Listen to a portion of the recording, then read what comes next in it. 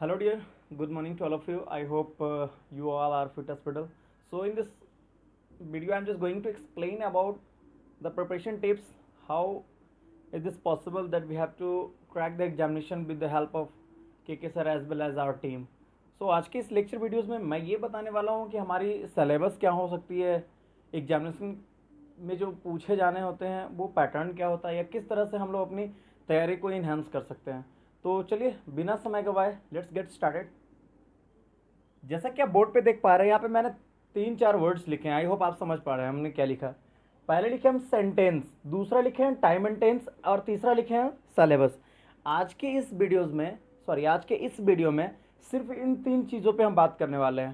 पहला सेंटेंस, दूसरा time and tense, और तीसरा जो सिलेबस लिखे हैं वो ब्रीफ सिलेबस, ब्रीफिंग एकदम देंगे।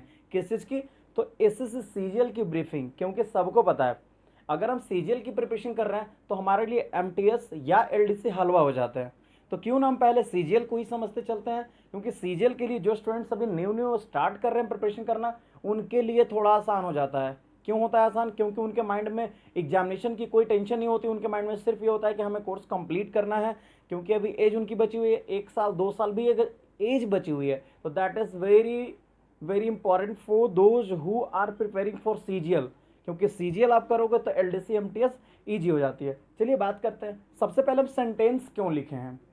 अगर हम एग्जामिनेशन की क्वेश्चन का पैटर्न देखते हैं या किसी भी क्वेश्चन का पैटर्न देखते हैं तो वो सेंटेंस में पूछे जाते हैं। किससे पूछे जाते हैं? सेंटेंस में। और हमारी जो यहाँ सेंटेंस लिखी हुई है, इस सेंटेंस का मतलब इंपरेटिव सेंटेंस, ऑब्जेक्टिव सेंटेंस या एक्सक्लामेटरी सेंटेंस बताने की कोई इंटेंशन नहीं है।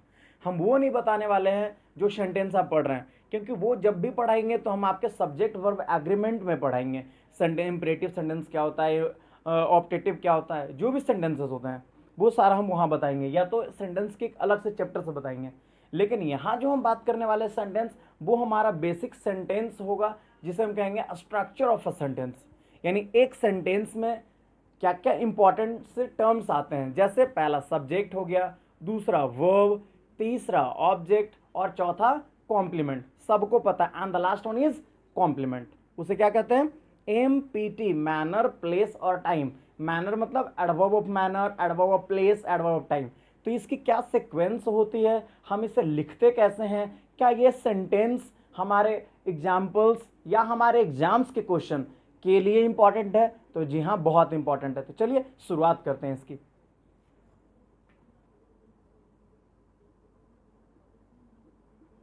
मैंने लिखा सेंटेंस। सेंटेंस में मुख्य मतलब इंपॉर्टेंट 4 टर्म्स होते हैं। जरा ध्यान से देखिएगा।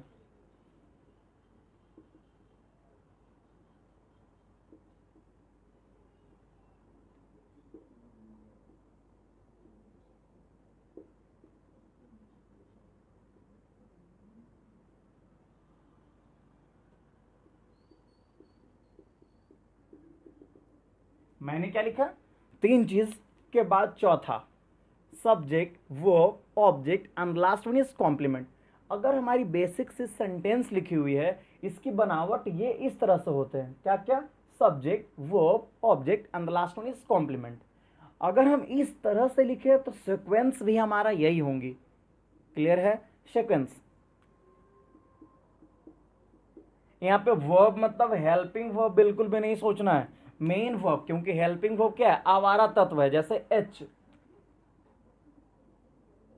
हेल्पिंग वर्ब को हम एच वी से डिनोट किए हैं। हेल्पिंग वर्ब को एच वी से डिनोट किए हैं। अब एच वी, एच मतलब अगर हम हाइड्रोजन के अकॉर्डिंगली समझे, केमिस्ट्री में सबको पता है, केमिस्ट्री में एच मतलब हाइड्रोजन आवारा तत्व है, क्योंकि वो किसी के साथ भी अपनी केमिस्ट्री फिट बैठाता है। केमिस्ट्री फिट बैठाना मतलब रिएक्शन किसी के भी साथ कर लेते हैं, बड़े अच्छे से आराम से एग्जिस्ट हो जाते हैं। तो अकॉर्डिंग टू केमिस्ट्री, आप लोग 9th-10th के स्टूडेंट हैं, केमिस्ट्री समझते होंगे हम क्या कौन सी केमिस्ट्री की बात कर रहे हैं। तो ये जो हेल्पिंग वर्ब है वो सब्जेक्ट के पहले भी, सब्जेक्ट के बाद भी आ सकते हैं। जैसे I am going to Patna या am I going to Patna, I am या एम आई, सब्जेक्ट के बाद भी एम या सब्जेक्ट के पहले भी एम। तो हम यहाँ पे वर्ब लिए हैं, वो मेन वर्ब लिए हैं। मेन वर्ब किसे कहते हैं? तो वो वर्ब जो टेंस के अकॉर्डिंग अपने आप को एग्जिस्ट करे, अपने आप को क्या करे, मतलब वर्ब फॉर्म चेंज करे। अगर V1 है, V2 है, V3 है, तो वह वर्ब जो टेंस के अकॉर्डिंग अपने आप को चेंज करे उसे हम मेन वर्ब कहते हैं। अब यहाँ पे टेंस क्या है, चेंज कैसे करेगा, सब कुछ हम आपको आगे लेक्चर वीडियोस में बताएंगे। फिलहाल हम इस सेंटेंस की बेसिक्स स्ट्रक्चर समझते हैं। यहाँ देखते हैं, तो यहाँ हेल्पिंग वर्ब नहीं है, यहाँ पे कौन से वर्ब है, मेन वर्ब है। सब्जेक्ट जो डूअर होते हैं, काम करते हैं, एक्शन रिप्रेजेंट करते हैं। डूअर उसे कहते हैं जो वाक्य में एक्शन को रिप्रेजेंट कर रहा है। जैसे हम लोग अपने अपने किताबें पढ़ रहे हैं, तो किताबें पढ़ रहे हैं, किताब के पन्ने उल्टेंगे, किताब पे इम्पैक्ट पड़ेगा, किताब अफेक्टेड होंगे, उसके पेज पन्ने पलटे जाएंगे, तो मतलब किसी ना किसी तरह से प्रभावित हो रहे हैं। तो वह काम जो सब्जेक्ट के द्वारा किया गया है वो किस पर किया गया, इम्पैक्ट किस पर पड़ा, प्रभाव किस पर पड़ा, उसे ऑब्जेक्ट कहते हैं। आया समझ में? सब्जेक्ट डूअर जो काम करते हैं, वर्ब एक्शन जो काम हुआ, हंसना पढ़ना आना जाना, कॉम्प्लीमेंट सब्जेक्ट के द्वारा किया गया कार्य का तरीका, कार्य का स्थान और कार्य के टाइम को कॉम्प्लीमेंट कहते हैं, जिसे एमपीटी मैनर, प्लेस और टाइम जो एडवर्ब हैं। क्लियर हो गया? सेंटेंस की बनावट हो गई। आइए कुछ सेंटेंस समझते हैं।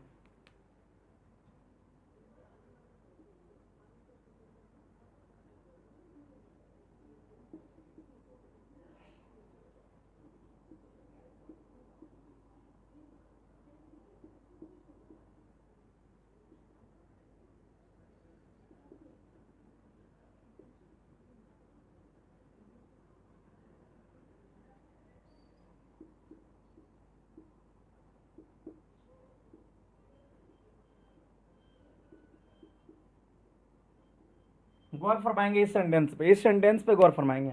We should teach our students very carefully at night in their village. उनके गांव में, यानी कि स्टूडेंट्स जो हैं वो किसी एक गांव का है, मान लेते हैं 50 स्टूडेंट किसी एक गांव में है, और टीचर्स लोग यानी हम लोग जाते हैं उन्हें पढ़ाने के लिए। तो ये सिचुएशन उन सेंटेंस के लिए है, हम लोगों को अपने विद्यार्थियों को, वी के लिए आ रहा है, वो सेंटेंस प्रोनाउन में पढ़ाएंगे, बहुत सारी चीज़ें भी आएंगी। अभी तो सिर्फ सेंटेंस हम समझ रहे हैं कि सब्जेक्ट कहाँ है, वर्ब कहाँ, ऑब्जेक्ट कहाँ है और लिखे कैसे जाते हैं।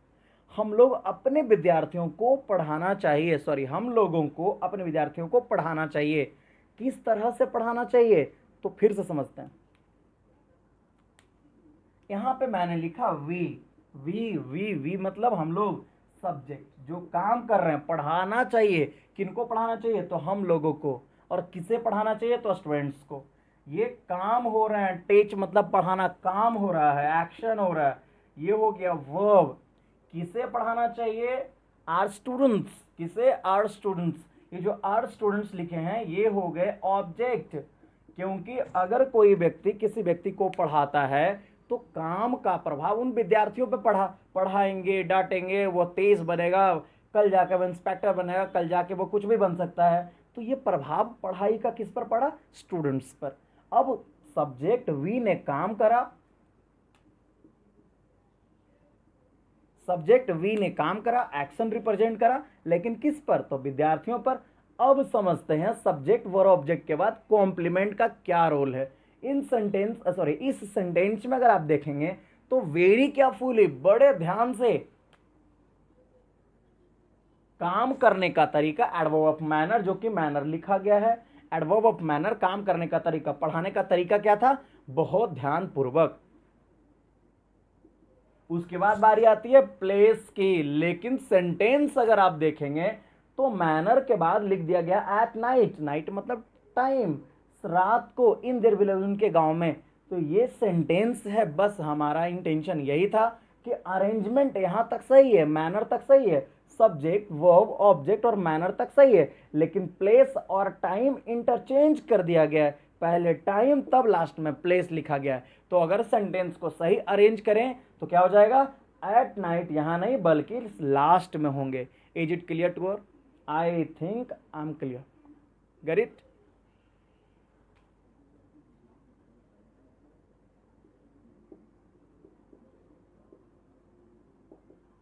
आया समझ में?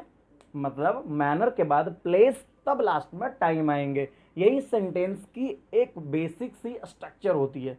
आई होप ये चीज़ें अगर समझ में आ गई है तो आगे बढ़ते हैं, एक और एग्जाम्पल से समझते हैं। घर पे आप ऐसा 20-25 एग्जाम्पल्स आप बनाइए, और हो सके तो आप हमारे नीचे कमेंट बॉक्स में कमेंट करके भेज सकते हैं। अदरवाइज आई जो विश, पढ़ेंगे लिखेंगे बनेंगे नवाब, और खेलेंगे कूदेंगे तो बनेंगे कोहली। और हमेशा जोक ही नहीं होता है, हमेशा शायरी नहीं होता है।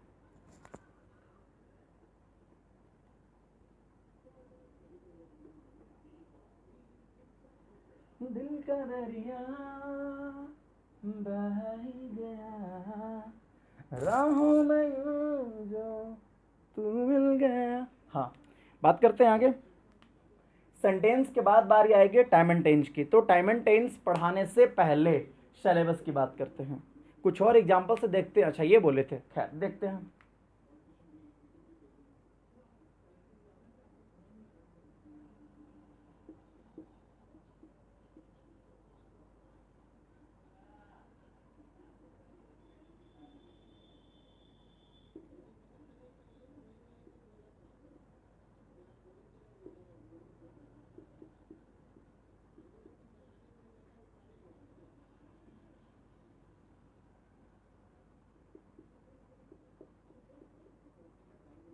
एकदम बेसिक सा example. Ram teachers his brother well at night in his tuition. Ram अपने ट्यूशन में अपने भाई को अच्छे से पढ़ाता है, लेकिन कब पढ़ाता है? रात में पढ़ाता है। क्या यह सेंटेंस इरर है? जल्दी से इसको अरेंज करके कमेंट में लिखिए कि हमारे सेंटेंस में क्या इरर है। क्लियर है? होमवर्क रहा ये,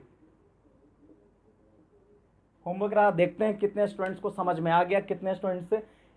अच्छा, हम वर्ब की एरर नहीं दिए, सिर्फ एमपीटी का एरर दिया। मैनर प्लेस टाइम को अरेंज करने का हम तरीका बताएं कि कैसे अरेंज करते हैं, क्योंकि एरर अगर हमें देना होता तो टेंस पढ़ा देते तब देते एरर। क्लियर है?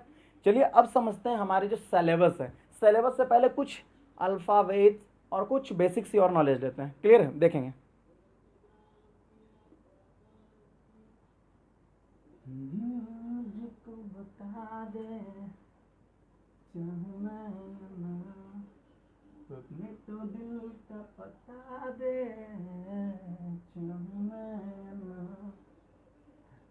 बता दे मुझको, चाहता है तूने मुझको, ये तो नहीं। हाँ देखते हैं। तो हम बात करने वाले हैं अल्फाबेट की।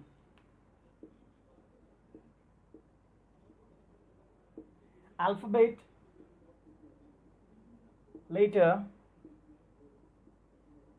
letters. Three words are written here: alphabet, letter, and letters.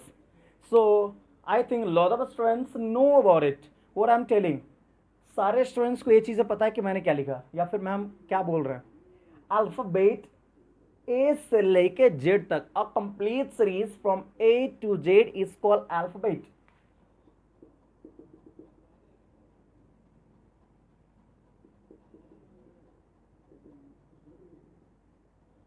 आया समझ? हमने क्या लिखा?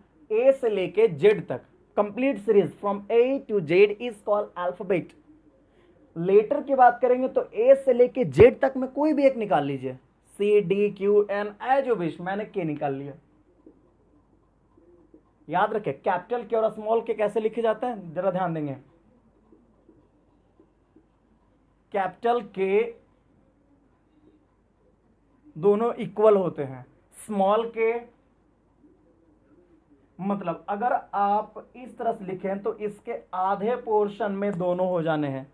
क्लियर है? और स्मॉल के, सॉरी ये तो स्मॉल के, अगर हमें कैपिटल के लिखने हैं तो ये पूरे के पूरे पोर्शन में ऐसे होंगे।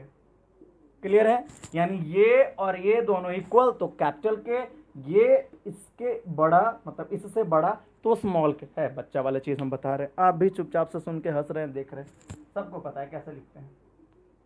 खैर, तो लेटर ए से लेके जेड तक में किसी एक को निकाल लिया, वे गया लेटर, भे गया मतलब हो गया लेटर।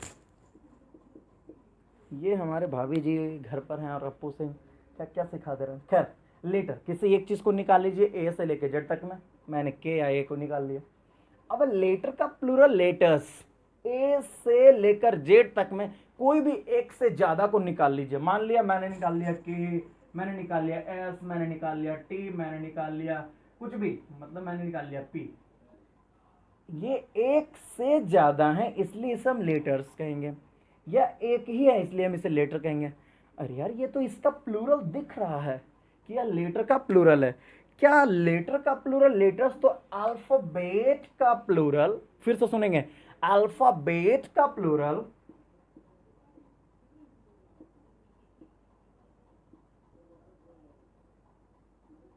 अल्फाबेट का प्लूरल अल्फाबेट्स होंगे। फिर से सुनेंगे, अल्फाबेट का प्लूरल अल्फाबेट्स होंगे क्या? यदि लेटर का प्लूरल लेटर्स हैं तो जी हाँ, अल्फाबेट का प्लूरल अल्फाबेट्स होता है, लेकिन क्या इसी का ये मतलब होता है? तो जी नहीं, मतलब अलग हो जाते हैं। जैसे हम बात करते हैं सैंड का प्लूरल सैंड्स होता है क्या? तो जी नहीं, सैंड्स प्लूरल नहीं है, बल्कि मतलब अलग निकला हुआ है। जैसे आयरन का प्लूरल आयरन्स होते हैं क्या? तो जी होते हैं, लेकिन मतलब अलग है। कस्टम का प्लूरल कस्टम्स होते हैं क्या? होते हैं, लेकिन मतलब अलग। जैसे कस्टम मीन्स क्या होता है? परंपरा, रीति रिवाज, रिचुअल्स। अगर हम कस्टम्स कहेंगे इसका मतलब टैक्स होते हैं, चुंगी होते हैं, कर होते हैं। उसी तरह से ये अल्फाबेट का प्लूरल नहीं है। अल्फाबेट में एस लगा देते हैं तो यह मतलब चेंज हो जाता है। बात कर रहे हैं अल्फाबेट्स की, तो अल्फाबेट्स मतलब होता है फिलॉसफी। अरे जो पीएचडी करते हैं ना, फिलोसफी हो गए, लैंग्वेज हो गए, मतलब हाई लेवल की चीज़ें जो कि पीएचडी में पढ़ा जाता है, पीएचडी के बाद वाली चीज़ें आप पढ़ेंगे वो सब है। अगर हमें एग्जाम्स में मिलते हैं तो इरर अल्फ़ाबेट का अल्फ़ाबेट्स करके देते हैं, लेकिन आगे आने वाले इरर ऐसे भी हो सकते हैं। जरा देखते हैं कैसे।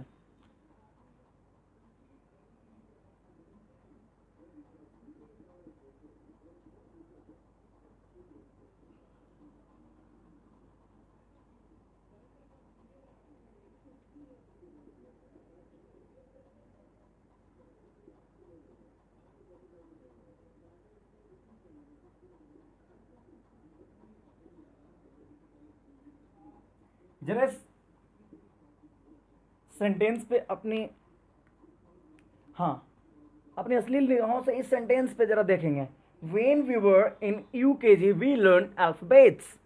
हम यूकेजी में जब लोग थे, हम लोग जब यूकेजी में थे, हम लोग जब यूकेजी में थे तो ये चीज़ें सीख ली। ये मतलब अल्फ़ाबेट्स सीखे हम लोग जब यूकेजी में थे, तो अल्फ़ाबेट्स सीख लिए। क्या अल्फ़ाबेट्स यानी यूकेजी में क्या हम लोगों ने फिलॉसफी सीख ली? यूकेजी में क्या हम लोगों ने पीएचडी की क्लास कर ली? तो जी यहाँ पे अल्फ़ाबेट ही होगा। हमारा इधर कहाँ होगा? अल्फ़ाबेट्स नहीं, बल्कि क्या होगा? अल्फ़ाबेट होंगे। क्लियर है? लेकिन अगर सेंटेंस में ये रहता,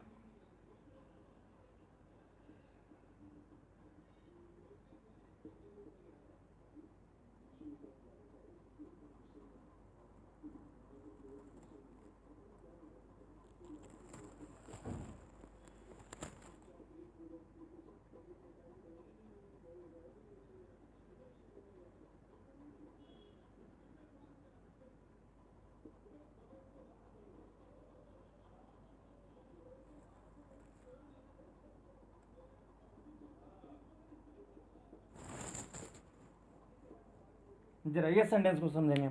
Mohan is learning alphabets because he is preparing for PhD.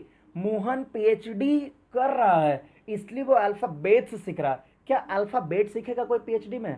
Alphabet मतलब ए से लेके जेड तक सीखेगा या फिर फिलोसफी सीखेगा, दर्शन शास्त्र? तो यहाँ पे जो सेंटेंस है वो अल्फाबेट्स नहीं होता, अल्फाबेट्स नहीं होता, तब सेंटेंस हमारा गलत होता, सॉरी सही होता। अगर अल्फाबेट है तो ये सेंटेंस गलत है। एस लगा देंगे तब सही, यहाँ पे एस हटा देंगे तब सही। आई होप समझ में आ गया होगा कि अल्फाबेट्स कब यूज करेंगे, अल्फाबेट कब यूज करेंगे। अल्फाबेट्स हमेशा पीएचडी वाली क्लास में या फिर वैसे ही एग्जाम में दिया नहीं गया है अल्फाबेट्स वाला, लेकिन अल्फाबेट्स मीन्स ये होता है। अल्फाबेट वाला जो चीज़ है वो एक बार नहीं बहुत बार आ चुका है एग्जाम में। Alphabet LKG, nursery, class 1, KG, half KG, 1.5 KG, पौना केजी, आप जानते होंगे उस क्लास में पढ़ा जाता है। और अल्फाबेट्स एलकेजी यूकेजी में नहीं पढ़ा जाता है। आई होप समझ में आ गया होगा। तो अब बात करते हैं अपनी सिलेबस की, जिस चीज़ के लिए हम लोग यहाँ पे उपस्थित है, प्रेजेंट है। So let's start our syllabus of SSC CGL. Okay, जाए ना और पिया रे, जिया जाए ना और पिया रे, गुनगुनाने ये जा तू मुस्कुरा। हाँ, बात करते हैं सिलेबस की। किस चीज की syllabus? SSC PT as well as mains. Okay, SSC, लेकिन एसएससी में भी स्पेशली कौन? सीजीएल, क्योंकि हम लोग की टारगेट है सीजीएल की। जरूरी नहीं कि आप सीजीएल के एग्जाम नहीं दे रहे हैं तो प्रिपरेशन नहीं करेंगे, टारगेट सबके सीजीएल ही होना चाहिए, क्योंकि आप 12th क्रॉस कर चुके हैं और 12th के बाद अगले 3 साल, अच्छा 3 साल तो भूल ही गए, क्योंकि हमारे यहाँ तो मगध यूनिवर्सिटी 4 साल 5 साल लेते हैं। क्यों लेते हैं? स्टूडेंट्स को थोड़ी मेच्योरिटी प्रदान करना चाहते हैं। स्टूडेंट चाहते हैं कि यार 3 साल में तो हर कोई कोर्स करवा देगा, 5 साल में करवा के देखिए ना कितने इंटेलिजेंट होते हैं मगध यूनिवर्सिटी वाले, इसलिए 5 साल में होती है कोर्स। ठीक है, खैर ऑल द बेस्ट, 5 साल में ही कीजिए, डजेंट मैटर, ग्रेजुएशन तो हो गया ना। तो सीजीएल पीटी की बात कर रहे हैं।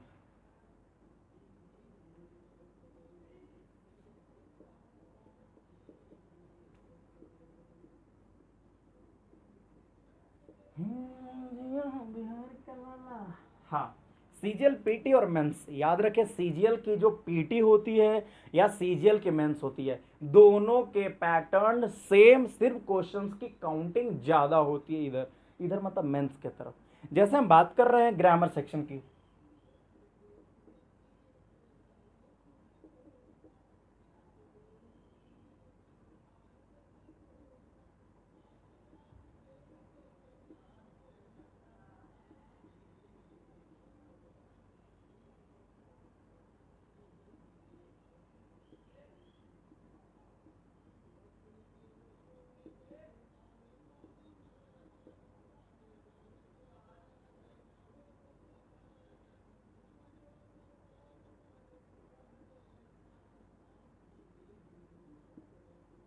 वॉइस, नरेशन,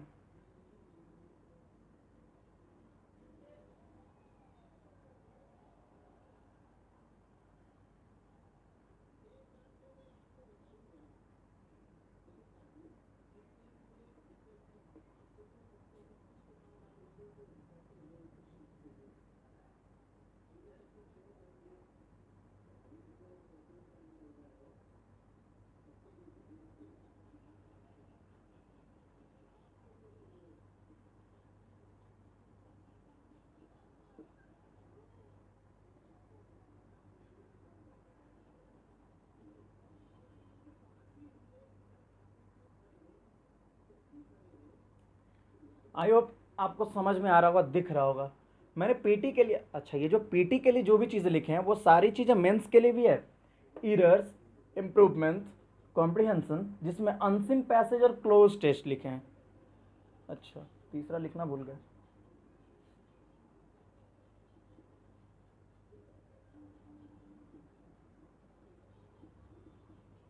ठीक है, तीसरा लिखे हैं पैराजम्बल्स। क्या क्या लिखे हैं कॉम्प्रिहेंशन के अंदर?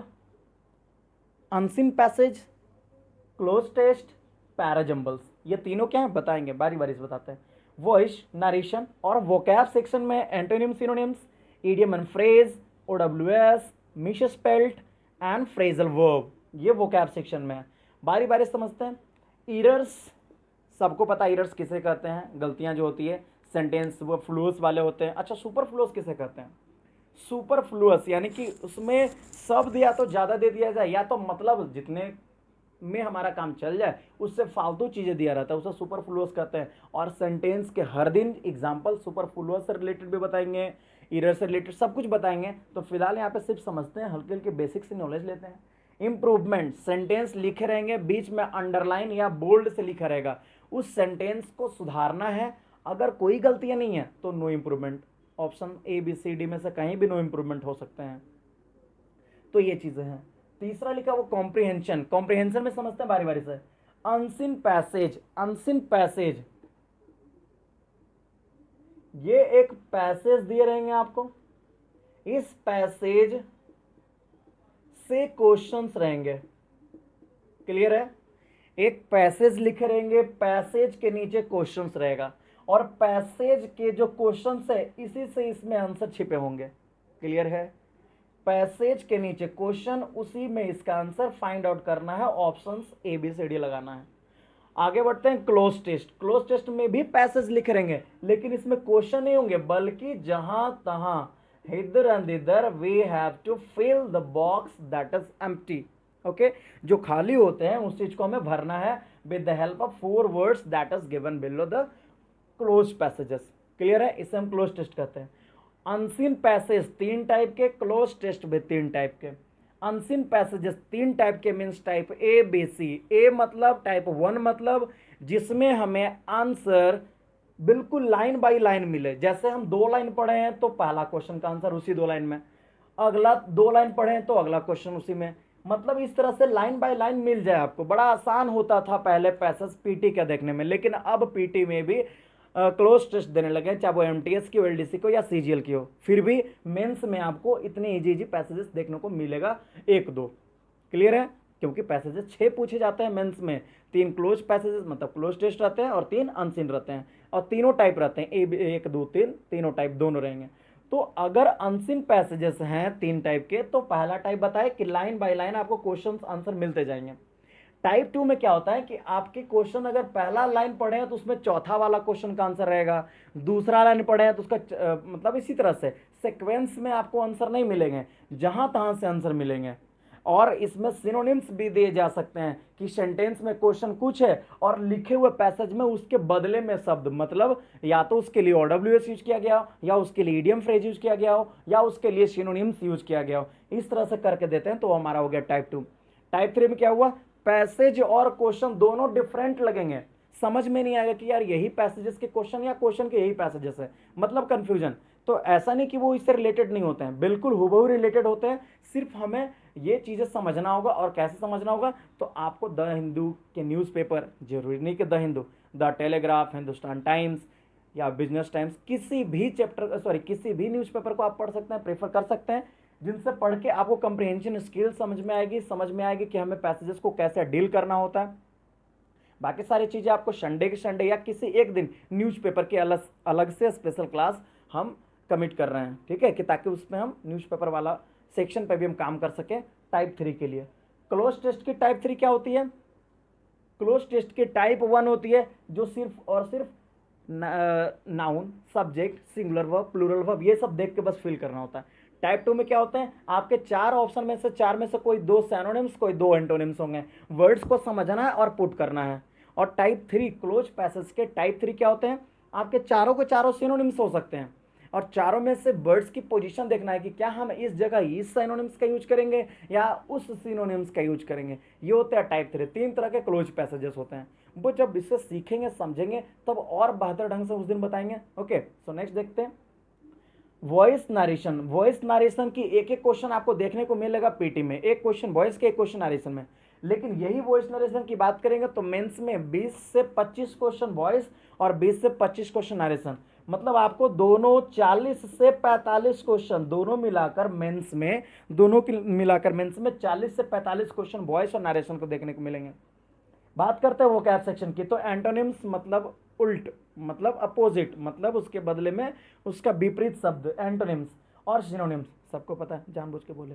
आगे idiom and phrase. Idiom and phrase मतलब हिंदी नहीं पता लेकिन समझ रहे होंगे, जैसे एक एक वॉल हो गया, अ बी हाइव हो गया, इस तरह से बहुत सारे ऐसे टर्म्स है, बहुत सारे ऐसे वर्ड्स है, जैसे विल ओ द विस्प होते हैं, भ्रम, ये सब। आगे OWS वन वर्ड सब्स्टिट्यूशन, शब्दों के बदले एक शब्द, बहुत सारे शब्द है उसके बदले एक शब्द। और मिस स्पेल्ट, जैसे हम कुछ कोने में लिख रहे हैं मिस स्पेल्ट, आपको कमेंट में लिखने है कि कौन सा वर्ड सही है।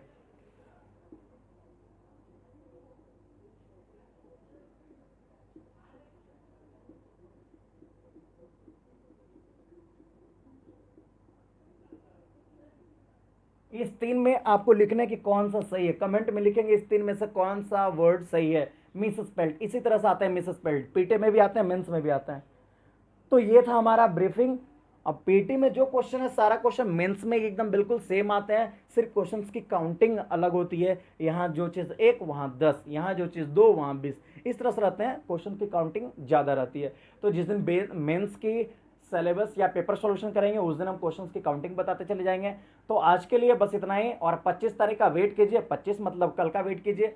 आप लोग के लिए सिलेबस लेके हाजिर होते हैं, क्योंकि इसी बार आखिरी बार मिलते हैं अगले वीडियो में। तब तक के लिए जय हिंद, हंसते रहें, मुस्कुराते रहें, और अपने दोस्तों के साथ शेयर करें, ताकि इसी बार आखिरी बार का जो हमारा मुहिम है, जो हमारा इंटेंशन है, इरादा है आप लोगों के साथ जुड़ने का, बस जुड़े रहें, बने रहें। और ये हमारा आज का सिलेबस वीडियोस था।